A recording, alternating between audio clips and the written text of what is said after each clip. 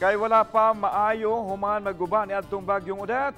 Duha ka mga eskwelahan nga nimutang sa mga bukirang barangay sa Dakbayan sa Sugbo. Dili maggamit sa maabot nga eleksyon. Ano ang report?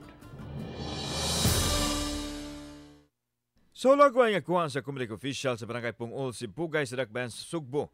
Makita ang grabing pagkagusbat nini human miigo ang bagyong Odette. Ingon usab nini ang kahimtang sa eskwelahan sa barangay Babag nga parihong nagrabihan sa pag-igo sa katalagman. Kung dili kini maayom-ayom, dili na gyud kini mamahimong gamiton sa eleksyon sa May 9. Busa plano sa Comelec nga magbutang na lang og makeshift tent sa tunghaan alang sa pagpahigayon sa piniliay. Buka jud kaayo nga naay gym, wala jud check cover, wala jud tanan. Nga ang uban pa jud karon wala pa sila kuryente. Ang Pungol si Bugay wala pa sila kuryente and internet connection.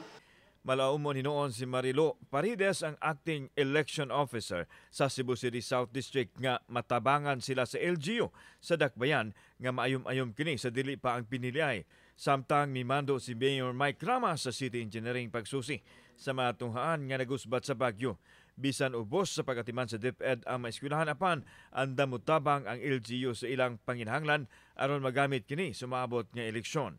With budget nga naa nato, assuming nganong dili man nato tabangan.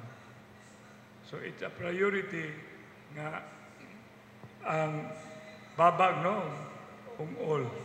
Samtang ipahibaw sa Comelec nga napun-an og usa ka voting center ang barangay Apas. Katong Apas Elementary School, dili na enough ang iyahang classroom for the cluster precincts na dito.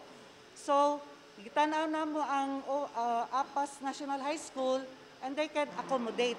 Kauban si Clover Lumayag, ako si Alan Domingo. Balitang Bisdak.